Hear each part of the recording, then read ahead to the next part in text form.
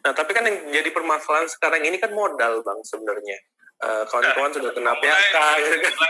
Mulai usaha modal lumayan besar, gitu. Jadi kalau menurut Abang tuh gimana sih, Bang? Penting nggak sih modal untuk membuka satu usaha itu? Iya, betul. Modal penting ya. Tapi kan nggak harus modal kita juga kan. Gitu. Nah, ya, jadi ini masalah banyak orang, maksudnya banyak orang mindsetnya modal itu harus punya sendiri dulu, baru mulai buka usaha. Atau mau pengennya buka usaha tuh harus punya modal besar dulu.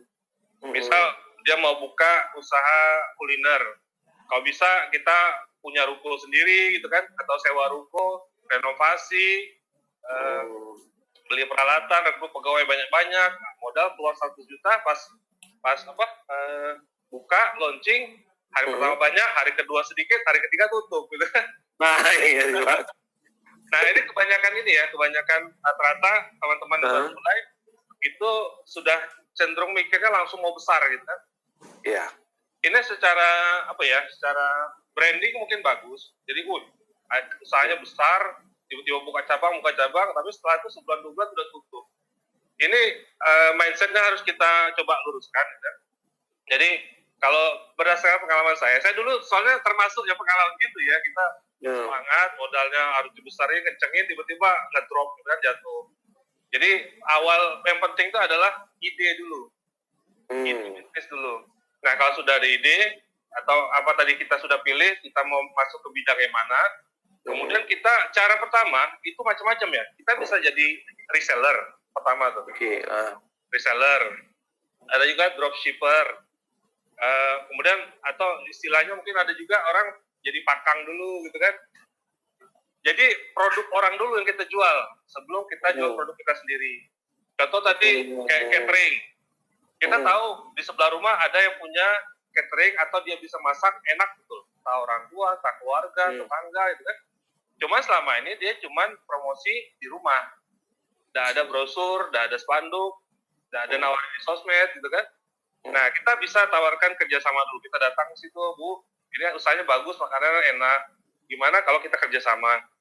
Saya bantu jualin, Bu, ya. Saya buatin kartu nama sama brosur. Nanti saya tawarin ke kantor-kantor. Itu kan tanpa modal itu. Paling modalnya kartu nama atau brosur kan.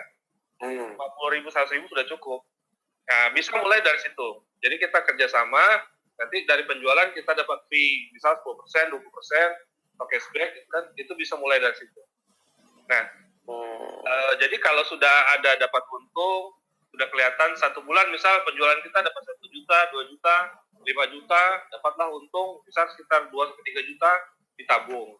Sampai mungkin mencapai 5 juta, 10 juta, barulah kita mulai buka usaha sendiri. Ya, jadi modal itu sebenarnya kalau dalam tahapan usaha, tahapan bisnis itu adalah di fase expanding atau dia di fase ini nih. Kalau pertama kan starting, dia baru mulai. Kemudian kedua itu tahapan kedua adalah running, itu berjalan. Tapi kalau untuk modal itu sebenarnya butuh di expanding. Expanding itu pengembangan. Artinya kalau starting kita mulai cukup dengan tadi modal seadanya dulu atau jual produk orang. Nanti kalau running kita buat sistem, cari orang kan order sudah banyak, itu cari tambahan orang SDM. Setelah usaha jalan, pendapatannya jelas, bulannya kira-kira tahu bersihnya berapa, barulah kita mulai cari investor atau pemodal. Baru masuk ke situ. Babnya sudah di tahapan ketiga, ke tahapan pertama. Jadi jangan memulai usaha dengan modal dari luar kalau bisa. Karena gitu.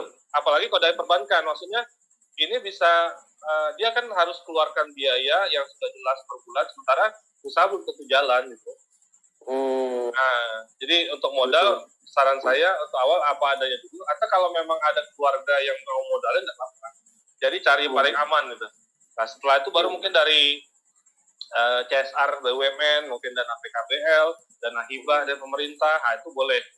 Tapi setelah kalau mau cari dari perbankan atau investor, sebenarnya sudah di tahapan ketiga tadi, setelah mau pengembangan gitu. Nah, itu untuk modal.